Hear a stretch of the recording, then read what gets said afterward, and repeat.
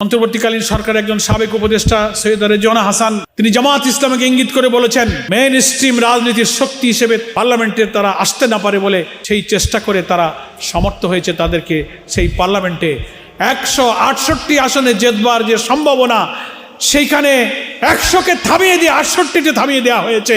যে ইঞ্জিনিয়ারিংয়ে আপনারা সেখানে ছিলেন, আপনাকে বলতে হবে আপনার সাথে ইঞ্জিনিয়ারিংয়ে কারা কারা জড়িত ছিল। খলিলুর রহমান ডক্টর ইউনূস সাহেবের যিনি সিকিউরিটি অ্যাডভাইজার ছিলেন, যিনি লন্ডন কনস্পিরেসির নায়ক, আমাদের সাংবাদিক সম্মেলনে আমরা আজকে তার নামও বলেছি। তারাই আজকে যারা জুলাই সনদকে অস্বীকার করছেন তাদেরকে ইঞ্জিনিয়ারিং করে ক্ষমতায় বসিয়েছেন, আর এখন সেই জুলাই সনদকে অস্বীকার করতে চান। দুর্ভাগ্য, অত্যন্ত বেদনা নিয়ে আজকে জাতি এই রমজানে দেখতে পাচ্ছে জুলাই আন্দোলনের সবচেয়ে বেনিফিশিয়ারি হিসেবে যারা আজকে ইলেকশন ইঞ্জিনিয়ারিং এর মধ্য দিয়ে যারা ক্ষমতার মসনদে বসলেন, কিভাবে জাতিকে বিস্মিত করে সেই জুলাই সনদকে অস্বীকার করে জুলাই সনদকে এড়িয়ে চলার মতো একটা সর্বনাশা পথে তারা যাত্রা শুরু করেছে। জাতির জন্য এটা বড় দুর্ভাগ্য। আমরা তাদেরকে স্মরণ করিয়ে দিব। শিক্ষা নিন 5ই আগস্ট থেকে।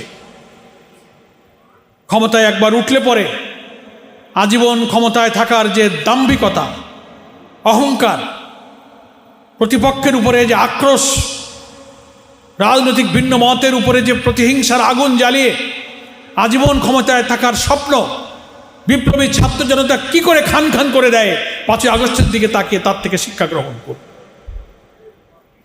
এখনো ফিরে আসার সময় আছে।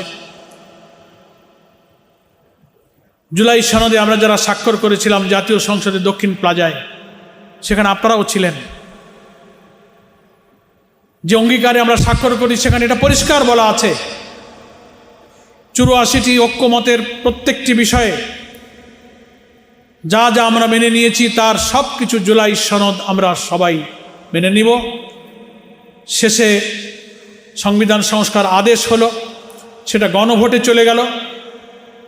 কোটি কোটি মানুষ ভোট দিয়ে হাকে জয়যুক্ত করে জুলাই সনদের আইনি ভিত্তি দিল। এখন বাকি হলো পার্লামেন্টে একটা সংবিধান সংস্কার পরিষদ আর একটা নর্মাল মেম্বার অফ পার্লামেন্ট হিসেবে জেনারেল অ্যাসেম্বলিতে 2টা শপথ নিয়ে প্রথম সেশনে সংবিধান সংস্কার আদেশ অনুযায়ী সংবিধান সংস্কার পরিষদের যারা সদস্য শপথ নেবেন এবং এটাকে তারা আইনি ভিত্তি দিয়ে অনুমোদন করবেন, তাদের ফাংশন শেষ।